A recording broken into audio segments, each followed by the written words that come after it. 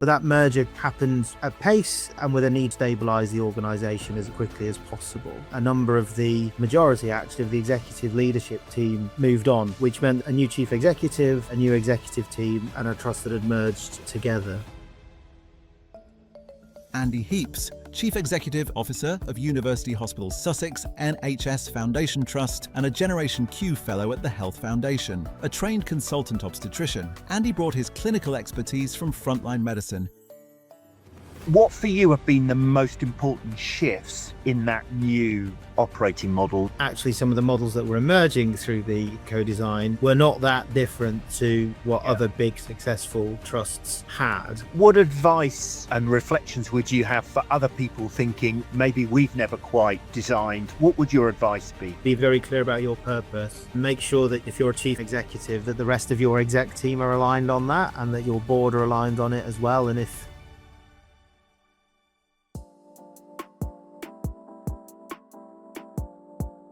It's great that I'm joined today on the Delivery by Design podcast with Dr. Andy Heeps, who's the Chief Executive of the University Hospital Sussex Foundation Trust.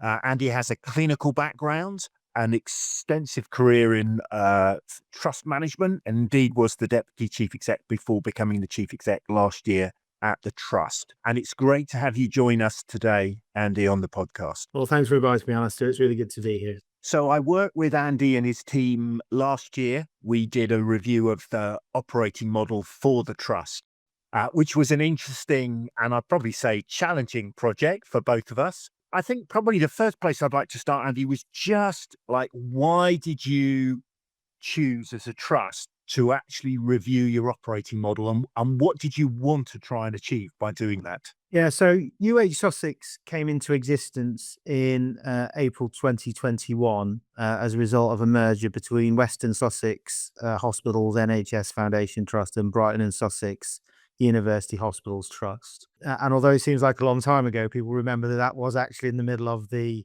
COVID pandemic. So by necessity, that merger, which had been agreed in advance, there'd been a working relationship between the two trusts in a loose collaborative model under a common executive team since 2017. But that merger happened at pace and with a need to sort of stabilize the organization as quickly as possible. What also happened at that time was that a number of the majority actually of the executive leadership team at the trust moved on.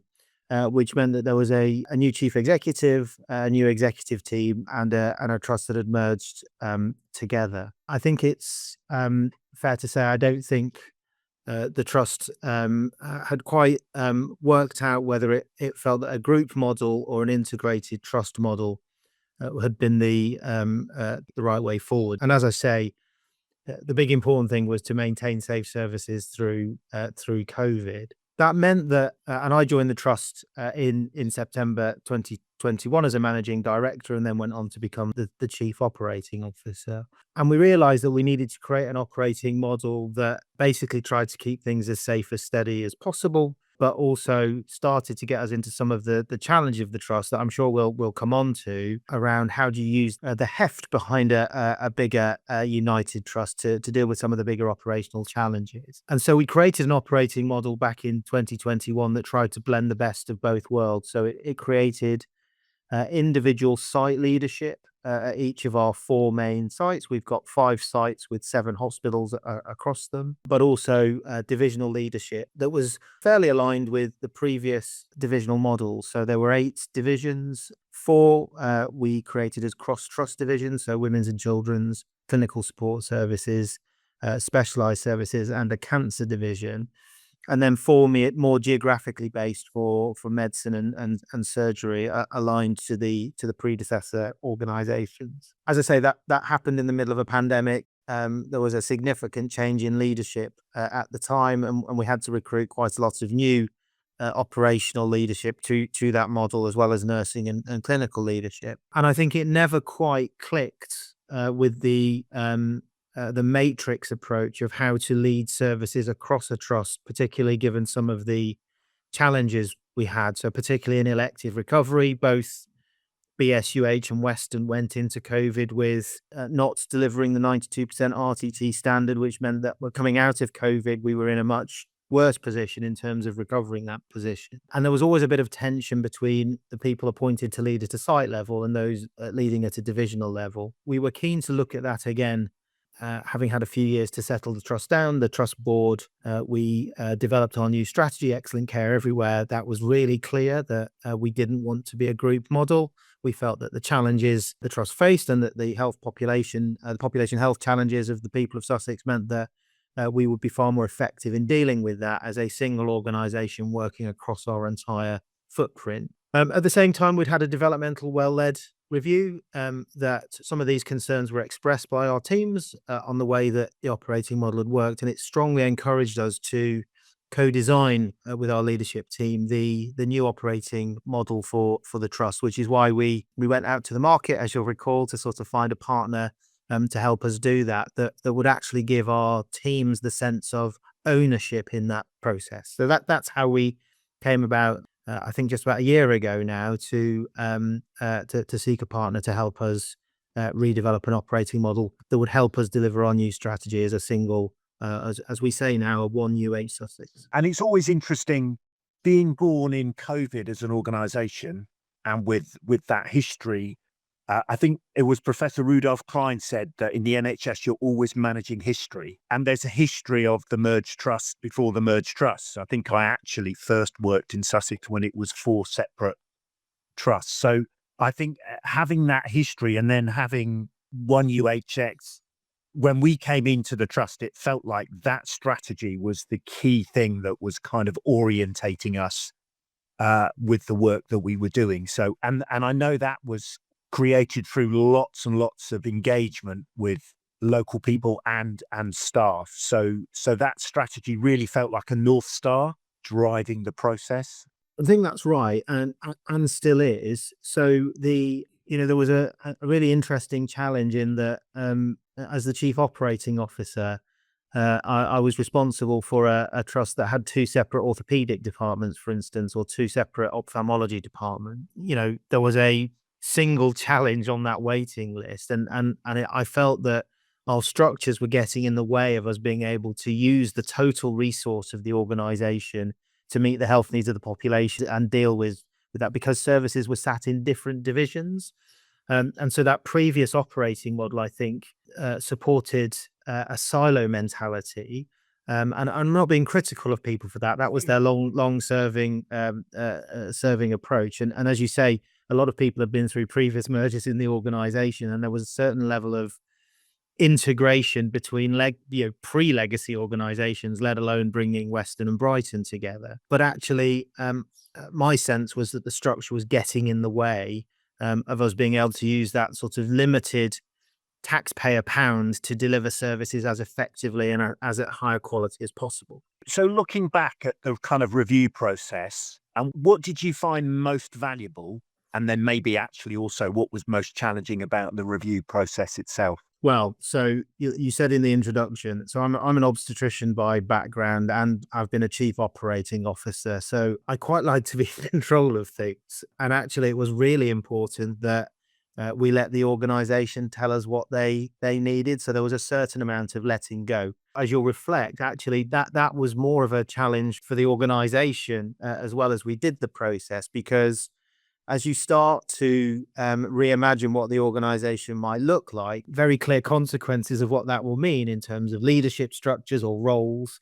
And if you're co-designing it with people and you're trying not to do it tucked away in a secret office with a secret plan, then people can see the implications of what's coming. And actually, there were a couple of wobbles as we went where we had to sit down with people and say, we think this is really important that we do co-design this, but that is going to mean that this uncertainty will be quite visible before any sense of a consultation or a decision is made. This is common everywhere. I think this is just human nature. I think there was a perception that there was an envelope tucked away in an office with a secret plan that Tricordant had just been brought in to deliver. I think we can both shoot that fox today, what we wanted to do at all, but I think living with that complexity and uncertainty through the process, I think, was probably the hardest thing for everyone. Yeah, and I think we felt that play out. And you often get that polarity where people, are saying they want to have their voice and they want to influence things. And then sometimes they'd like somebody to make the decision and tell them what's going to happen. And obviously for you as an executive team, that's then reflected in you're trying to allow people to have voice and be heard in the co-design process. And yet you will have a perspective of the need to change because, you will have lived, particularly as coup, of some of that craziness of the differences. That kind of rings true to some of what we saw playing out along the way as well. And obviously there was a change of chief executive in the middle of this, which I guess added another dimension of complexity, particularly for your leadership role through all of this. Do you want to just comment on that? I think that was a really important moment where we had to be really clear, and I had to be very clear as the interim chief exec then at that point, that the strategy and the process we were on was bigger than any individual in any seat. So this wasn't about an individual coming in and imposing their result. And at that point, I hadn't decided if I would apply for the substantive post. So it could have been that a new external chief executive would come in. It may have been that they'd have been appointed, even if I had felt at that point I was definitely going for it. But I felt that actually, given that we'd made the commitment to teams to co-design this, and we'd said that we would set the guidelines of we're a single trust, we don't want to be a group model, but other than that, we are open to what we come up with. It was really important to be clear and to signal that was continuing. And so, even in my sort of the dark hours of the morning as I moved into the job and started thinking, was this the right thing to do? Should we perhaps just put a hold on everything, calm things down, stabilize the leadership team? My sense, and I took advice on this, but my sense was we had to keep going and follow through on that commitment we'd made to the organization. And the board were very clear about that as well. This has been a board decision to do it. This wasn't an individual folly. So I was just very clear that we had to follow through. And we appreciated the kind of way in which you led through all of that uncertainty with a consistency of purpose that I think created the opportunity for things to emerge. So obviously, we both know we ended up creating and proposing a new target operating model, particularly around the clinical and operational model. What for you have been the most important shifts in that new operating model that's emerged out of co-design process? There was a really important step that Tricordant helped us with, Alastair, which was going off and benchmarking other similar organizations. And I think there was a point of realization for me, particularly, that actually some of the models that were emerging through the co-design were not that different to what other big successful trusts had. And that sounds a bit obvious to say now, but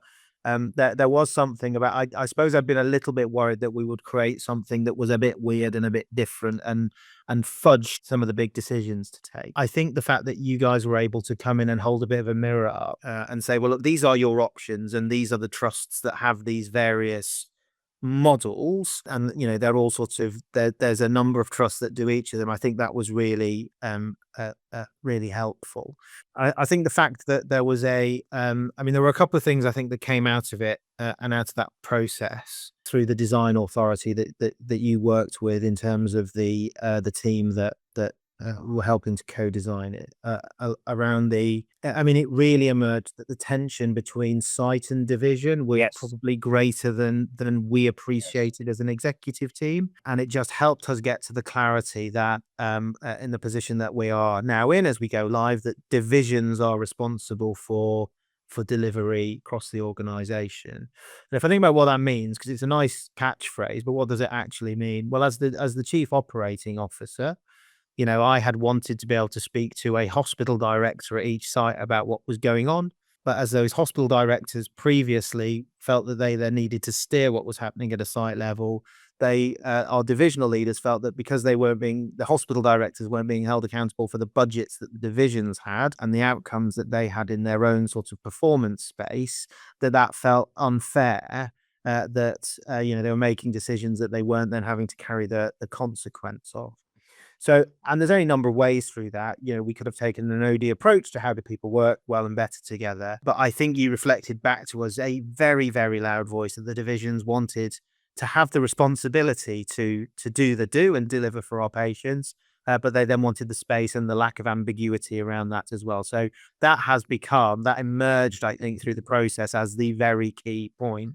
So obviously we still have a site leadership model, but that's a much more facilitative, strategic role that concentrates more on being the landlord of the site effectively and sort of an enabler, supporting the divisions to deliver, as opposed to a tension of who's in charge on this site today. And obviously you're now into implementation. So you started that process end of the autumn. And as you say, I think, how's it gone? What's it actually been like? I don't suppose you imagined for a minute it would be easy, but how's it been like? Well, I mean, I think there's a few sorts of so you never get a perfect situation in which to do these things, and there are sorts of ways of doing this where you create the whole structure top to bottom and you sort of implement through. That takes a very long time, and one of the driving forces for us is that in a year's time we will launch our new EPR. Yeah, It felt really important for us to have our organizational structure clear and not build the EPR around a model that we were then going to change. Obviously, it helps if you can launch any operational model around the start of the financial year so that you're not having to unplumb and rewire and bring things back together. So the 1st of April was a real point for us to say, could we get this done? Could we get people appointed? Could we, because we've got a new leadership structure that's coming for those divisions as well. So it's been, I wouldn't say rushed, but there's been a real focus over February, March to get the consultation completed. That started in December. We let it extend a little bit because the formal chief executive appointment process happened, and we felt it was important that whoever was appointed as chief exec had to have the right to have a view on how the model should be implemented. And again, I think when I was appointed at the end of December, there was almost a relaxation in the organization, not necessarily just because I was appointed, but actually that clarity of we were proceeding and that people knew that was moving forward and would be implemented. So what we've ended up doing is we've gone live on the 1st of April. We've got a phased transition in over 6 months as leaders come and join the organization, and some of the more complex rewiring happens. But so we've clustered the existing divisions to align to the new divisional model, and we're there's a lot of talking to each other to make sure everyone sort of feels we know we're going in the right direction together. One of the things that struck us all through the work was you've got lots of really good people and good services, and yet somehow the whole is less than the sum of the parts. And there was that sense of, if you could get that alignment, you could get that greater opportunity to exploit some of those economies of scale and economies of kind of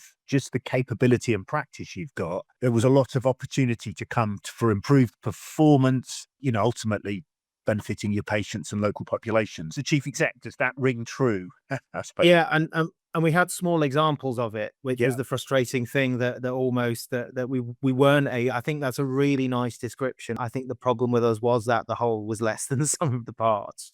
But we had really good examples of how when we had aligned services and brought them together, we saw transformation in outcomes. So colorectal cancer surgery, the challenge with our Brighton campus is it's built on a hill.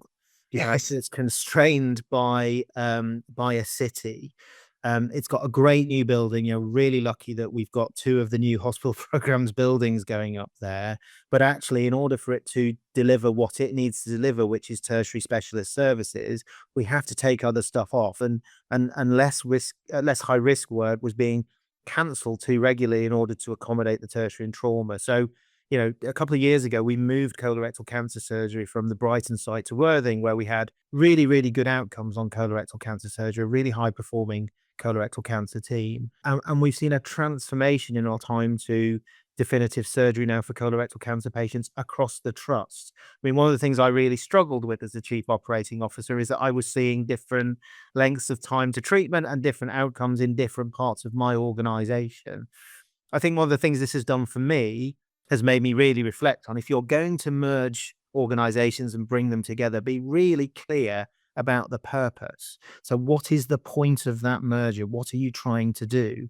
And for me, it was to take some subscale fragile services and consolidate them in a way that means that in 15 years, Chichester, Worthing, Brighton, Haywards Heath will still have healthcare, still have hospitals in a sustainable way, but delivering services in a way that keeps volume and outcome at the top of the game and means that we're still able to deliver those core services across the trust. I think that clarity of purpose and then the difficult decisions that follow from it, and to some extent, as we know, these things are always a bit exacerbated when you're coastal, because half your catchment, obviously, to state the obvious, is the sea. So in terms of achieving critical mass becomes much harder, and therefore your ability to work together across sites to get critical mass is all the more challenging. And you're not blessed with the greatest transport infrastructure between sites, as I guess you know very well from day-to-day practice as well. So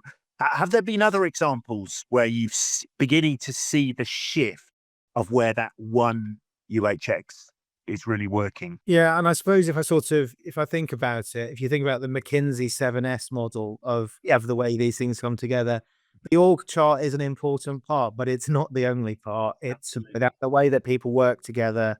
Those sort of cultures and behaviors become really, really important in that as well. So, one of the things we've started doing this year is we've job planned our consultant body in single departments and single directorates. So, as I said before, the legacy was that we had 2 ophthalmology departments, 2 orthopedic departments. That job planning has happened together. That has raised interesting questions around customs and practice and all entirely in line with job planning principles, but demonstrates the variation that you get across the NHS. So it's really let us get into that principle of driving out unwarranted variation. We've got people talking together. One of the great successes and curses of COVID was the advent, I think, of Microsoft Teams. But it does mean that you've talked about us being a coastal trust, and actually, there's a big difference. 30 miles from Brighton to Chichester, and another sort of 10, 15 up to Haywards Heath. It's a big geography to cover.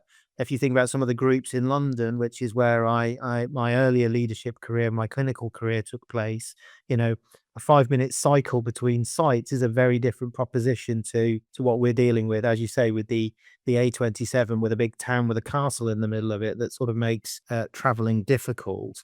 But I think starting to frame all of our conversations through that one UH Sussex lens, bringing those teams together, starting to sort of frame the problems we've got and getting these really great people to try and resolve them has been really eye-opening.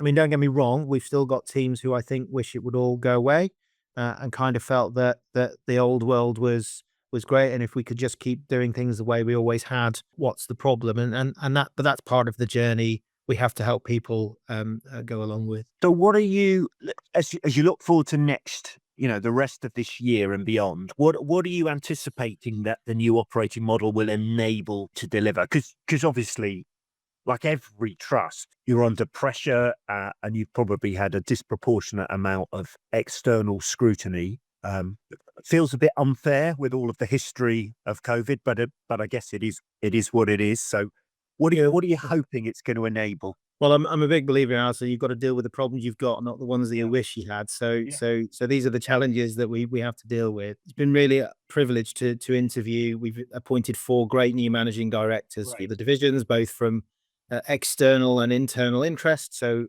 we've got a real blend of people coming in. And one of those things we heard through the developmental well-led that I spoke about before was that people felt they wanted much more of a say in the way that the organization was led. And those managing directors coming as the leaders of their divisions are joining my executive team, and they will attend board and they'll be part of that senior decision making. And I think we'll get much richer conversations and a much richer understanding of the challenges the organization's got and being able to frame the way that we deal with those challenges as well. I'm really looking forward to all these services coming together under single clinical directors. So as you know, the tier below divisions will have 28 clinical directorates, each led by a clinical director. And again, we're starting to see some really keen and exciting clinical talent come forward to want to lead that, who are really getting hold of the One Sussex vision and sort of, giving us a world where they can see services transforming. So I'm really looking forward to spending time out and about with those directorates, with those leadership teams, out on the front lines, understanding, what is the art of the possible now? What could we do differently in order to chew through some of these really long waiting lists? Yeah, I mean, that was one of the things that struck me is we proposed setting up these 4 divisions with the divisional leadership teams, as you said, led by a professionally agnostic managing director, which was a challenge to the previous model with clinical chiefs. Potentially, the real action was, as you said, at the clinical directorate level, because that's the closest to closer to the service delivery level. And some of your clinical directorates are very large organizational structures in their own rights, with hundreds of people, many tens of millions of budget. And in a sense, it struck me they could be really interesting clinical leadership management opportunities. Yeah, it's good to hear that you're getting enthusiasm and people coming forwards into those posts. And are most of the leaders coming in then people who've been in leadership before, but in a new setting? How's that working? Well, I mean, you've touched on something that was that we were challenged on through our developmental well led, which is clinical leadership the right model for an organization? And I think it's probably worth just sort of dwelling on it a little bit, because I mean that really challenged when I read that. I'm a consultant by background. I went through a clinical director role into a divisional director role. That was a clinically led division. It's absolutely in my DNA that's the way that services felt like they should be run. And if you look at a lot of the publications, King's Fund, etc., Health Foundation came out with across the 2010s, that was very much the feeling of the direction of travel. If we think about these 4 divisions, though, they are, of the size of 250, 300 million pound organizations, and they, with up to 3,000 or so, 4,000 staff. These are not small enterprises. And I think, I've been quite lucky in my leadership career, although I've pieced together my leadership development program, and actually expecting people who are also working clinically to pick up these big, complex organizations without the development to do that in a way that helps them feel safe, I think is something that we needed to look at. So we absolutely had applications for the managing director roles from doctors and nurses and operational managers and people outside the NHS. We had a full field, and we were able to really test that. But one of the things we've got to look at alongside this, I think, is our leadership development offer for the next generation of managing directors, to make sure that they can be professionally agnostic and, they can be well supported and trained to develop that. So, I do think with an organization this size, that automatic clinical leadership question, that's not pushed aside because of a philosophical approach. But I think it's, as you say, it's about getting the right leaders with the right values. Been working at the same time again on that McKinsey 7S model and our values and behaviors framework, and really using that to help us appoint our new leaders has been an important part of the process as well. So, just reflecting on, as I say, this is not just about the org chart; it's about a whole encompassing approach to get us there. And an operating model is more it's how we get things done around here. And as you say, structure is part of that. One of the problems with the previous structure was what was written down wasn't what happened. So, and as soon as you're in that position, you've got a problem. But we normally say, can we improve it in every way we can other than changing the structure? Because it's just a long and lengthy process. But when you have to get that alignment and send the right messages. But you're still going to be a very clinically led organization because of the clinical directorates being clinically led. So I think it's people realizing where the kind of balance and the kind of engine room of the organization is still very, to me, feels like it's clinically led. And I think that's one of the exciting bits. As you say, some of these directorates are very large. And actually, so if we think about our colorectal surgery department directorate, as it will be, as it comes online, it will become one of the biggest in the country. You know, some of the numbers of cases that they'll be able to do will be huge. And if you think about some of the opportunities that we've got, so the work that Getting It Right First Time does, for Yeah. instance, on unwarranted variation, the challenge that GIRFT has is it has different organizations with different accountable officers making different decisions. Actually, there will be the opportunity for clinical directors at Sussex to have permission to really get into really consolidating services, and that doesn't necessarily mean closing them at sites, but it's about how do you drive that variation out? How do we have that one way of doing things that is effective and has high outcomes, and we can study those outcomes and we can go back around the learning loop and keep improving them. And the numbers of cases that those teams will see will be really, really, I think, transformational in the way that we look at driving out that variation. So I think it's really exciting. Can I ask just a quick question? One of the things we found actually almost more variation from clinical services was some of the corporate and support functions. And I know, in a sense, they need to respond to the clinical operational model.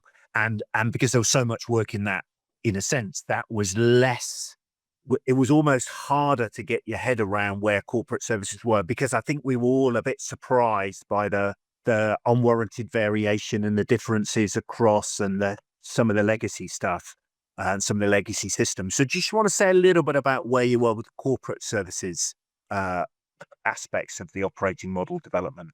Yeah, and if I sort of reflect on why we're there, Alistair, because it was a bit of a surprise, but I think if you go back to the legacy of how the organisation has come together, there's been a common executive team since 2017, but then with quite a group model in a way of BSUH had its own sub-executive and Weston had its own sub-executive structures. And I think that what it never did was sort of say, how do you align? Yeah, I think in a lot of mergers or group models, corporate services is the first thing that you might think about consolidating and bringing together.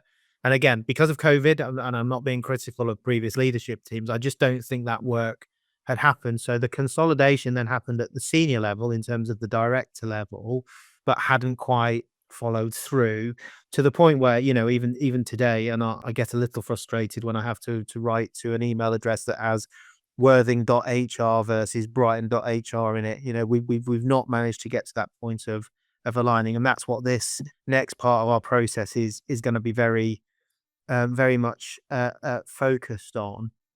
And again, I think it is, having, you know, reflected, it came out of a moment of time of, you know, a merger in COVID and then a huge set of operational challenges to get on with, that just meant that actually getting into some of that deeper corporate reconfiguration, we never really had the opportunity to get into it. So having through this, and we looked at the corporate leadership, didn't we, through this process, the next phase for them now will be properly consulting with their teams and designing what they think those services need to look like. Again, really important that we trust local leaders to work out what's right for the organization, but the strategy is really clear that we do things once, we do things well, and we do things as efficiently as possible. If you've got other people listening, what advice and reflections would you have for other people thinking, oh my goodness, maybe we've never quite designed, whether it's just history or whether there has been kind of mergers along the way? What would your advice be? It comes back to my points about, are you really clear on what your organization is trying to do? So be very, very clear about your purpose. Make sure that if you're a chief exec or an executive, that the rest of your exec team are aligned on that and that your board are aligned on it as well. And if, you know, so ask the question, we're really clear about what we're here to do and what the point of this group or merger is. And I think that's one of those things where you know, to paraphrase Einstein, spend 90% of your time on that question, because I think the rest of it will then fall out. He says slightly tongue in cheek, given the process that we've been through, but having that sort of, I mean, you called it a North Star. I think it's a really good description, is a really key, a key and important thing to have. So putting that effort into that first, because otherwise any org design process will just expose a lack of clarity of strategy, purpose, and prioritization. That's the other bit that gets exposed. And obviously, I don't think you often don't have the luxury in your role to, you have to almost accept a whole load of national priorities, and maybe that doesn't always make sense. Do you think that the new organisation that you're going to be coming into place, shall we say, over the next year, to be probably a more accurate description, is going to help you deal with that plethora of kind of commissioner and national asks? I think the under single points of leadership will be services that mean that where we know. So one of the challenges we've had is we've had a very long waiting tail of long waiters, and that's been concentrated largely in 5 or 6 surgical specialties and 1 medical specialty, so dermatology as well. Uh, all of those services we've been delivering in multiple pockets across the org. They've not been under common leadership. So if we think about those surgical specialties, they will all sit under the new division of surgery. And the managing director for that division, we will make sure that person has the time, space, support to really focus on cracking that problem. Because, if I look at it from outside, I've got 60 operating theatres across this trust. I've got, any number of consultants who are able to deliver. I would be asking me, why are you not just lining this up to chew through this problem in the best way that you can? I think we will suddenly have a step change in that ability. And it sounds really silly. And you could say, well, why could you just not get that done before? But organizational structure matters to people. People want to know where their home is. They want to know who their leader is. And really, really well-led organizations. And I remember walking around a very, very high-performing healthcare organization in the States, and I was there to meet the chief exec, and I was walking around, and I said to someone in one of their critical care units, "How often do you see your chief executive?" And they were, "No idea who he is. Never see him." And I thought that was a bit strange because in the UK, and I'm being a little bit tongue-in-cheek here, but there does tend to be the CQC want to know if frontline staff know the chief exec's inside trouser leg measurement and what he had for breakfast. There is that sort of, Yeah. well, if you've not got that relationship, it's not a well-led organization. But what I learned seeing that organization in the States is that local leadership, meeting the needs of frontline staff, is all that you need. People leave a bad line manager. By and large, people will Yes. leave because of a bad chief executive, unless the chief executive is their line manager. So this is about how do we build and develop that local leadership that meets our staff's needs to deliver for our population. And that's why the OD and leadership development and building the right leadership structures through those divisions is going to be as important as the org chart. Absolutely. Yeah. So we've taken to describing the operating model as the way you're organized to get things done around here, and the leadership system that enables precisely what you've just described, so that your local leaders are really clear about their purpose, their contribution, their added value, but also the freedoms that they've got to make those decisions. And that when it's working like that, we could have a really interesting follow-up conversation in 6 and 12 months when those waiting lists are coming down, and I'm trusting. So, Andy, it's been really, really interesting. I really appreciate your time. So thank you so much for joining me on the podcast. Thank you. Thanks very much, Alastair. It's been a really good conversation.